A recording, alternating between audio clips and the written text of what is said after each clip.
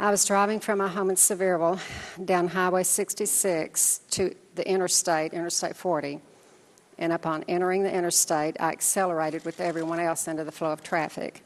And at this point, I merged over into the second lane, not going into passing gear.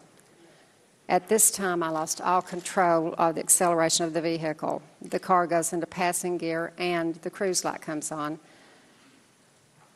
At this time, I'm thinking that maybe the cruise is what caused the car to keep accelerating as my foot's not on the gas pedal. I take off the cruise control, but the car continues to accelerate. To make a long story short, I put the car into all available gears, including neutral, but then I put it in reverse, and it remains in reverse as the car speeds to over 100 miles per hour down the interstate. I place both feet on the brake after I firmly engage the emergency brake, and nothing slows the car. I figured the car was going to go its maximum speed, and I was going to have to put the car into the upcoming guardrail in order to prevent killing anyone else. And I prayed for God to help me. I called my husband on the Bluetooth phone system. I knew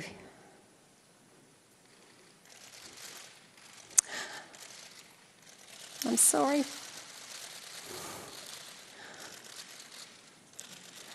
I knew he could not help me, but I wanted to hear his voice one more time.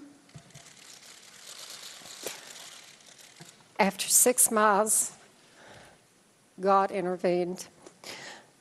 As the car came very slowly to a stop, I pulled it to the left median. With the car stopped and both feet still on the brake, the motor still revved up and down. At 35 miles an hour, it would not shut off. Finally, at 33 miles per hour, I was able to turn the engine off. Thank you. After my husband arrived, he found nothing unusual about the accelerator or the floor mats. But the strange thing was that the dash lights and the radio were still on. After the wrecker arrived, we gave the vehicle fob to the wrecker driver. When he hooked the car and prepared to winch it onto the rowback, he asked my husband to put the car in neutral so he could start the winch. The driver was standing 20 to 25 feet away at the rowback controls. Without thinking, my husband sat down in the car without the key fob and was able to shift the car into neutral, which he shouldn't have been able to do. But when he did that, the car actually tried to start itself. We have a notarized statement from Tommy Clayton, the wrecker driver, attesting to this.